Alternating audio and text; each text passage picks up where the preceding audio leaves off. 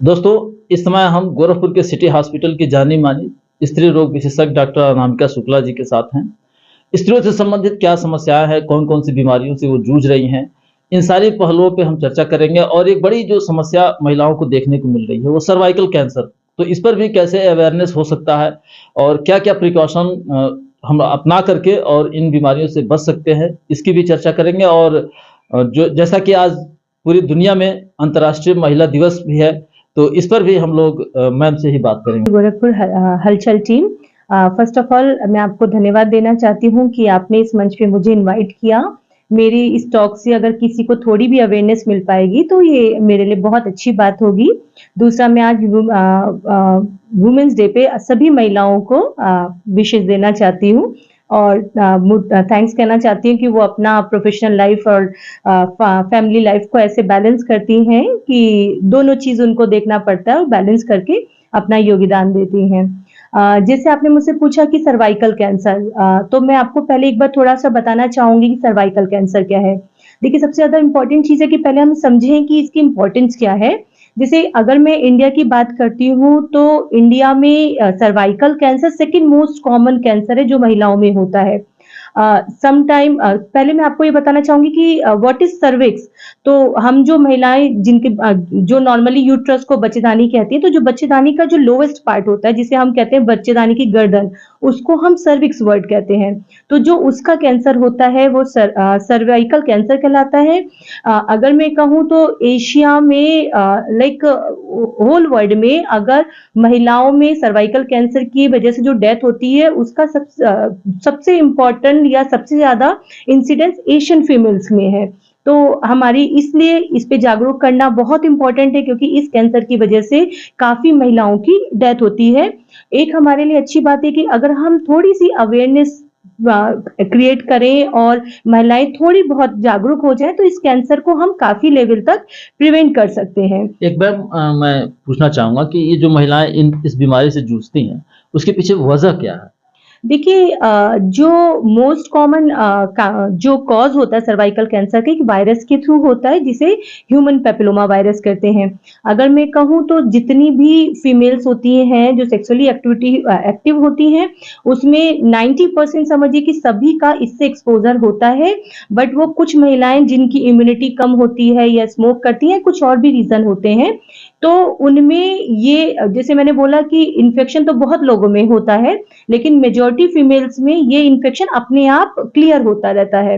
लेकिन कुछ particular females होती हैं जो बहुत सारी वजह होती हैं जिनकी वजह से उनमें ये इन्फेक्शन पर्सिस्ट करता है और फिर लॉन्ग टर्म में ये कैंसर कॉज़ करता है। अभी आपने कहा एशियन महिलाएँ यानी एशिया महाद्वीप के रहने वाले जितने भी महिलाएँ हैं एप्रॉक्स एशिया सबसे बड़ा महाद्वीप माना जाता है, अपने दर्शकों को बता दूँ और इसमें करीब 40-42 कंट्री हैं। तो एक बड़ा पार्ट ये कवर करता है।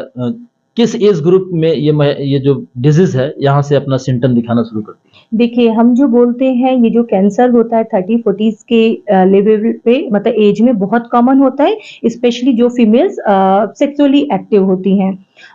इसके बहुत सारे कॉजेज़ होते हैं, सिम्पटम्स होते हैं। अगर मैं कहूँ कि हाई रिस्क पेशेंट कौन से होते हैं, तो उसमें लाइक बहुत अर्ली स्टेज में सेक्सुअली एक्टिव हो जाना या फीमेल का मल्टीपल पार्टनर होना या कुछ महिलाएँ जिनके हस्बैंड मल्टीपल पार्टनर होते हैं, ये सब हाई रिस्क पेशेंट होते हैं। या कुछ ऐसी महिलाएँ जिनमें जैसे एचआईवी वगैरह की जिनकी इम्यूनिटी कम होती है, ये सब हाई रिस्क पेशेंट होते हैं। जो लो सोशो इकोनॉमिकल बेल्ट होती है जिसमें महिलाएँ हाइजीन का ध्यान नहीं रखती हैं, वो सब काफ़ी हाई रिस्क पेशेंट बन जाती हैं सर्वाइकल कैंसर के। क्या बचाव हो सकता है मैम इसका? देखिए, सबसे पहले तो मैं आपको बताना चाहूँगी कि सर्वाइकल कैंसर के लक्षण क्या होते हैं। जैसे कि क्या सिम्पटम हो जिससे महिलाओं को थोड़ा-सा एक आशंका हो कि वो डॉक्टर को कंसल्ट करें। देखिए, सर्वाइकल कैंसर का सम टाइम क्या होता है कि जो सिम्पटम होते हैं बहुत ही नॉर्मल टाइप के सिम्पटम होते हैं जिसकी वजह से कोई एक महिला है वो ये नहीं समझ पाती कि ये कैंसर का भी लक्षण हो सकता है। लेकिन मैं अगर बोलूँ मोस्ट कॉमन सिम्पटम्स क्या होते हैं महिलाओं में, जैसे पीरियड्स की इरेगुलरिटी, कुछ महिलाओं में पीरियड्स बहुत ज़्यादा आएँगे, जो टाइम होता है पीरियड्स के मतलब डेट्स के बीच में जिसे इंटरमिनिस्ट्रुअल ब्लीडिंग कहते हैं वो होता है। और पीरियड के टाइम काफ़ी हैवी ब्लीडिंग होना या फिर क्या पोस्ट क्वाइटल ब्लीडिंग लाइक जब जब भी कोई महिला अपने पति के संपर्क में आए उसके बाद थोड़ी बहुत स्पॉटिंग होना।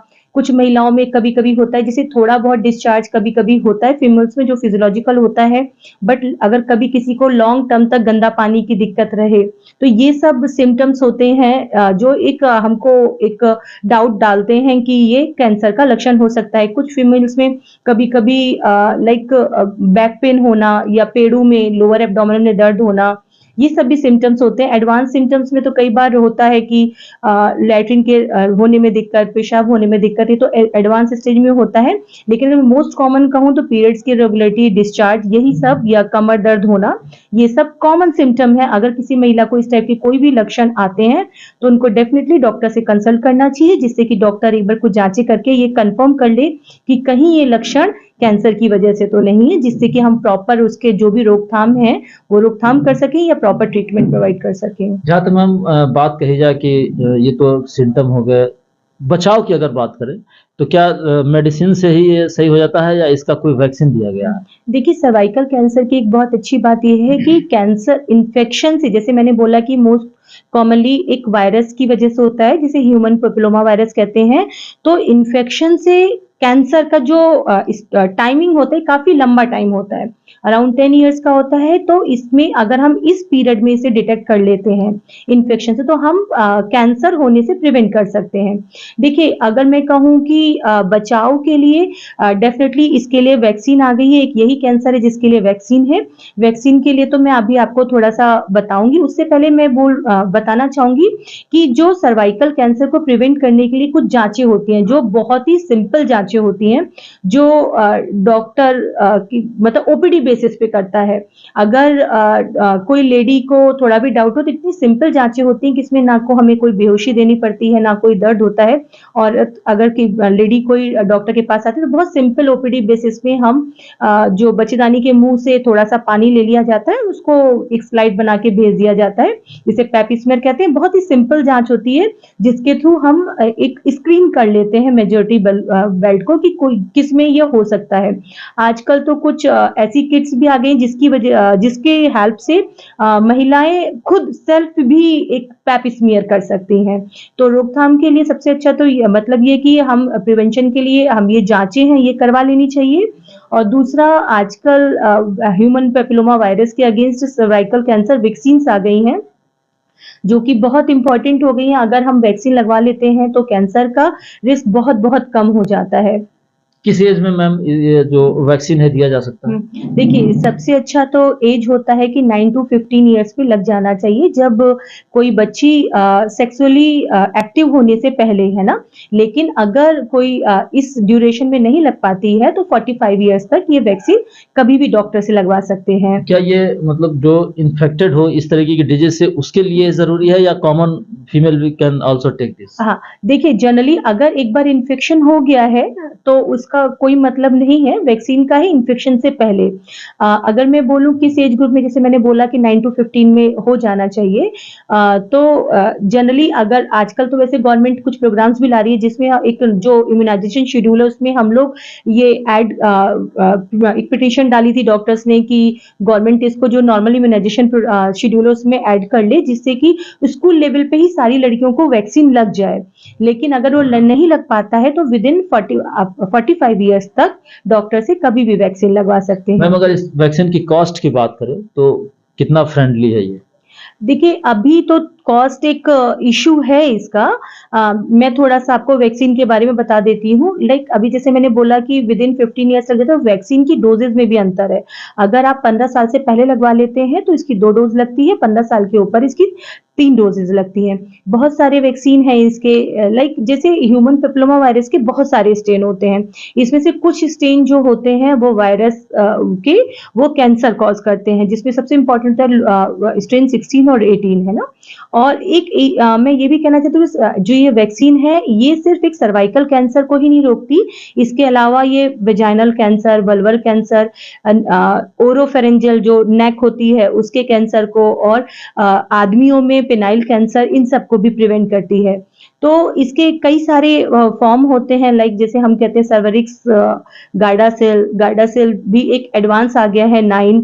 तो ये कई सारी वैक्सीन है। कॉस्ट का मैं अगर बात करूं तो जो सर्वरिक्स और गार्डासिल है प्लेन, तो वो तो अराउंड 2000 या 3000 का पड़ता है। जो लेकिन गार्डासिल 9 है, ये एडवांस वैक्सीन है जिसमें ये दो जो मेन इंपॉर्टेंट स्ट्रेन है, उसके अलावा अदर 7 स्ट्रेन के अगेंस्ट भी इफेक्टिव होता है।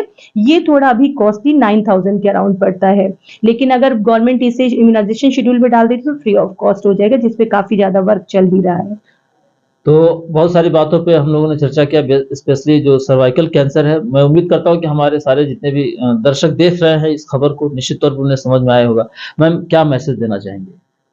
मैं बस यही कहना चाहूँगी कि इंडिया में एक काफ़ी ज़्यादा ये है कि औरतें सबकी केयर करती हैं, हस्बैंड की केयर करती हैं, अपने एल्डर्स की केयर करती हैं, बच्चे करती हैं, लेकिन जब अपनी हेल्थ की बात आती है तो थोड़ा-सा अवॉइड कर जाती हैं।